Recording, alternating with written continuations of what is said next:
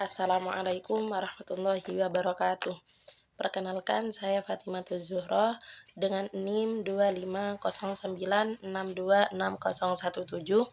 Prodi PGMI dari Kampus Unik HAMS Jember. Di sini saya akan sedikit menjelaskan tentang nasah dan mansuh dalam Al-Quran. Al-Quran sendiri adalah petunjuk bagi umat Islam yang diturunkan secara bertahap. Dalam proses penurunan itu, ada beberapa ayat yang datang lebih awal dan datang di kemudiannya, menyesuaikan dengan kondisi sosial, budaya, dan perkembangan umat pada zaman itu. Karena itu, sebagian hukum dalam ayat Al-Quran mengalami perubahan dan penggantian sesuai kebutuhan zaman dan konteks wahyu Al-Quran, turunnya wahyu. Kejadian inilah yang disebut nasah dan mansuh. Nasah berarti menghapus atau memindahkan ataupun mengganti. Secara istilah terminologis, nasah adalah penghapusan atau penggantian hukum syariat yang ditetapkan sebelumnya dengan hukum baru yang datang kemudian berdasarkan wahyu dari Allah. Dalil tentang nasah Al-Quran sendiri menjelaskan bahwa adanya nasah adalah bagian dari kebijaksanaan Allah yang tertulis di Al-Quran surat Al-Baqarah ayat 106 juz 1 yang berbunyi Bismillahirrahmanirrahim. Ma nansakh min ayatin aw nunsiha na'ti bi khairin minha aw mithliha alam ta'lam annallaha ala kulli syai'in qadir, yang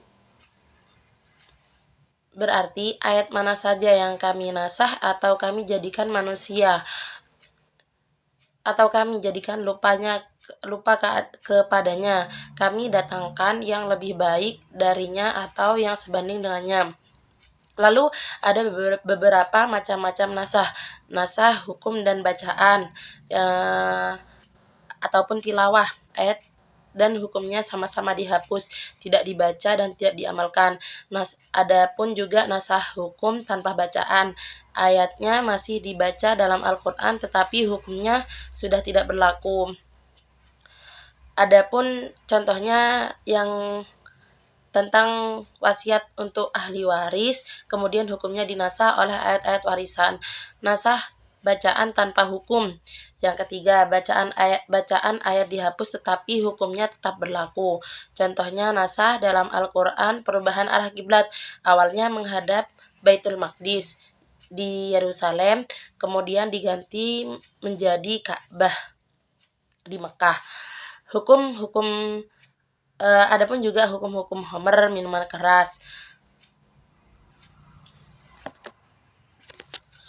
Adapun hikmah dan pentingnya kita belajar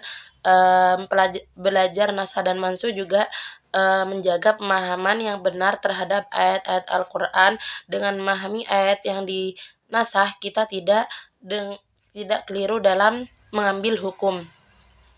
Karena sekarang banyak yang menyalahgunakan ayat-ayat ataupun sunnah-sunnahnya ya. Menunjukkan kebijaksanaan Allah dalam menetapkan hukum, juga Allah tidak langsung memberlakukan semua hukum berat, tetapi melalui tahapan-tahapan umat manusia, juga melihat kemampuannya. Membuktikan bahwa Al-Quran hidup, dinamis. Nasah menunjukkan bahwa Islam menyesuaikan diri dengan perkembangan masyarakat tanpa mengubah nilai dasarnya. Menghindari kesalahpahaman dan kontrak dalam tafsir.